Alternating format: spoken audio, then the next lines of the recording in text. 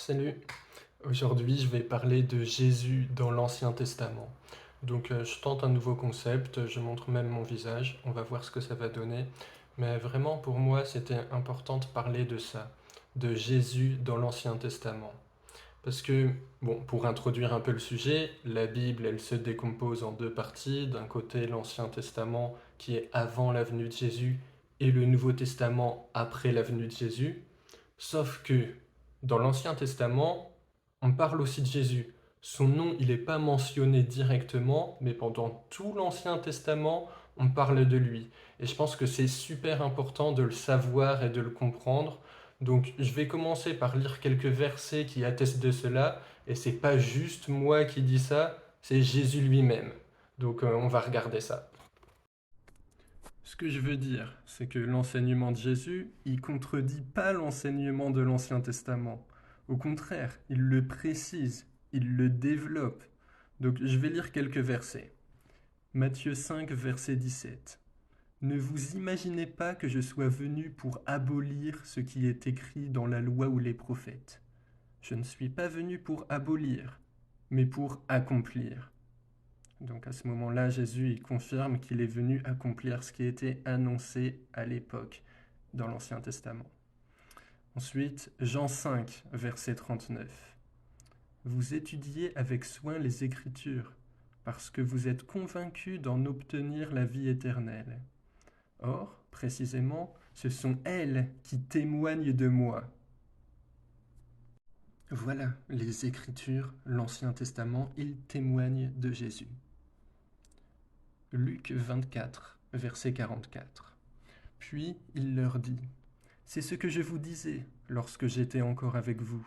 Il fallait que s'accomplisse tout ce qui est écrit à mon sujet dans la loi de Moïse, dans les prophètes et dans les psaumes.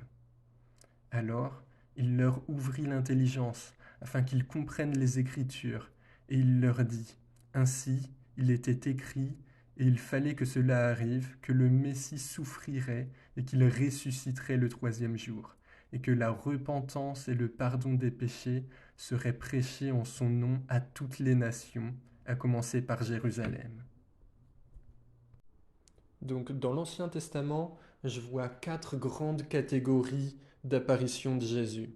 Je vais donner un ou deux exemples pour chacune d'elles, parce que j'aurai pas le temps de tout montrer, parce qu'on peut trouver des dizaines d'exemples pour chaque catégorie, et sinon la vidéo, elle va durer 40 minutes, donc c'est pas possible.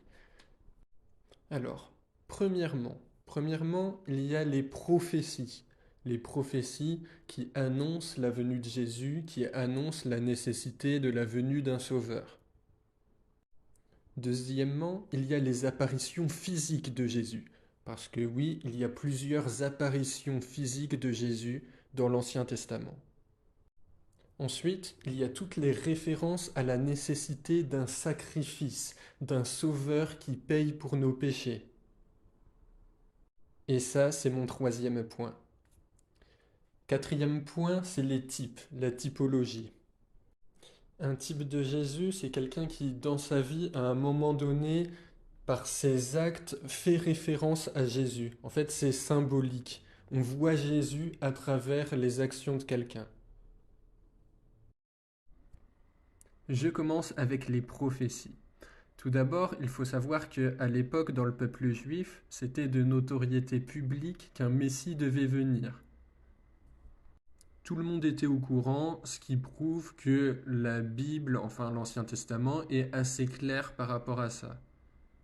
Et d'ailleurs, les Juifs actuellement, donc ils ne reconnaissent pas Jésus comme Messie et comme Dieu, du coup, ils attendent encore la venue d'un Messie. Donc un verset pour illustrer ça, donc 2 Samuel chapitre 7 verset 12.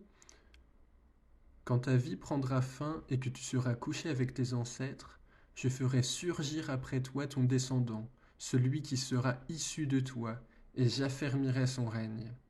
Ce sera lui qui construira une maison en l'honneur de mon nom, et j'affermirai pour toujours le trône de son royaume.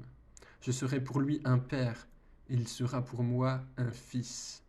Ta maison et ton règne seront assurés pour toujours après toi. Ton trône sera affermi pour toujours. Dieu fait cette promesse au roi David. Cette promesse, elle se réalise dans un premier temps par l'intermédiaire de Salomon, qui fait construire le temple, mais Dieu va plus loin, car 28 générations plus tard, va naître un descendant de David, Jésus, qui sera effectivement appelé Fils de Dieu et qui régnera éternellement. Et c'est par son intermédiaire que cette promesse, elle se réalise réellement. Genèse 26, verset 4. Je multiplierai ta postérité comme les étoiles du ciel. Je donnerai à ta postérité toutes ces contrées, et toutes les nations de la terre seront bénies en ta postérité.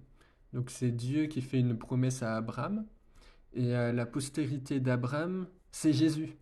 Et grâce à son action, toutes les nations sont bénies, car elles ont droit à la vie éternelle avec lui, si elles se confient en lui.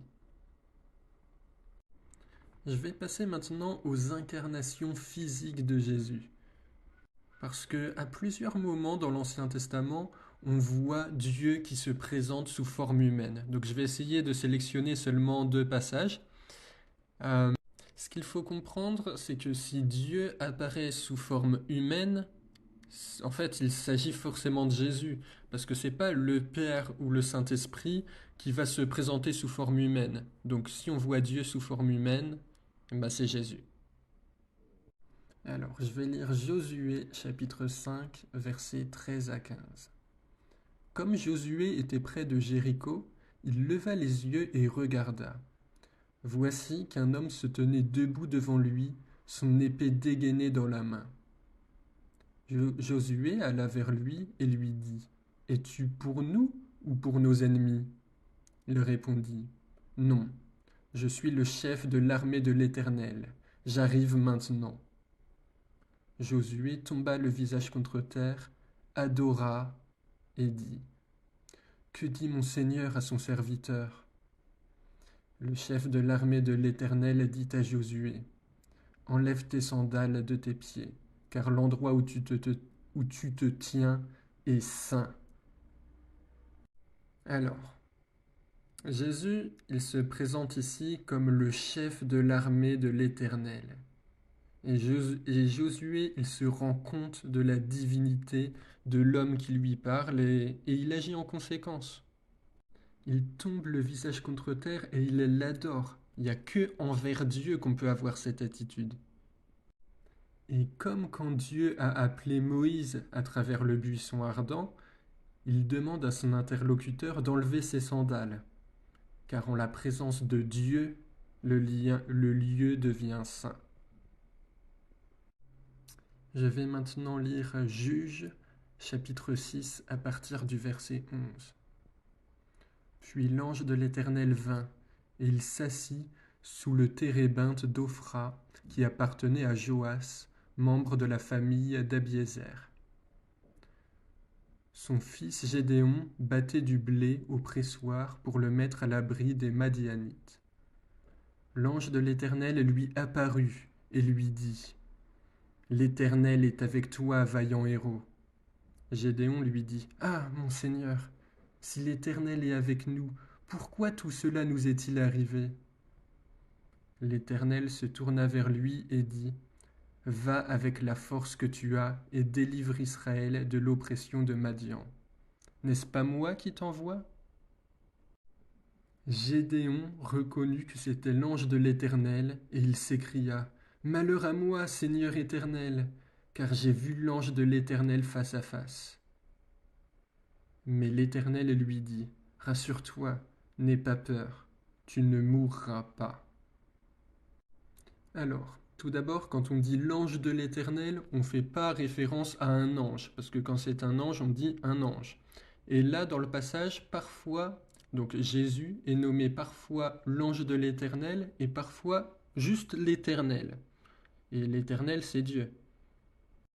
Et d'ailleurs, il est écrit ailleurs que quand on voit Dieu, eh ben, on va mourir. Enfin, on ne peut pas voir Dieu sans mourir. Et donc c'est pour ça que Gédéon, il a cette réaction où il se dit qu'il va mourir, parce qu'il a vu Dieu. Donc ça nous confirme bien que Gédéon a vu Dieu sous forme humaine. Donc il a vu Jésus.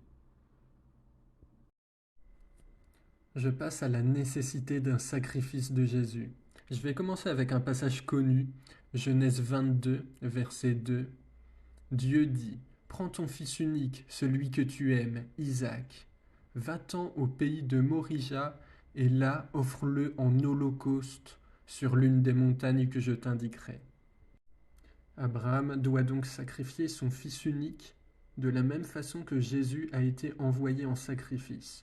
Le Père a envoyé le Fils pour qu'il meure sur la croix et serve de sacrifice pour nous sauver de nos péchés. On voit ici un signe de ce qui se passera à l'avenir avec Jésus. Même si Abraham, fort heureusement, n'a pas eu à aller au bout et à réellement sacrifier son fils. J'ai également un exemple dans Nombres chapitre 21. Il y a le peuple qui est en train de se faire mordre par des serpents, et Dieu dit à Moïse d'élever un serpent sur une perche, et les personnes qui se font mordre, si elles regardent le serpent, elles sont sauvées. Et donc ça c'est un signe, comme quoi de la même manière, nous qui sommes pécheurs, quand on regarde à Jésus qui est élevé sur la croix, et qu'on se confie en lui, eh ben on est sauvé. Je vais peut-être mettre d'autres exemples en commentaire pour éviter que ça fasse trop long. Et je vais conclure avec les types de Jésus. Alors, il y a plusieurs exemples. Il y a par exemple Samson ou le roi David. Mais je vais parler de Joseph, qui est un bon exemple. Joseph, le fils de Jacob. On voit ça dans Genèse au chapitre 37 à 47. Donc, c'est l'un des 12 fils de Jacob. Il a été rejeté et méprisé par ses frères. Ils l'ont vendu contre de l'argent. Et finalement, c'est lui qui les a sauvés de la famine et de la mort. Et de la même manière, Jésus a été rejeté par son peuple.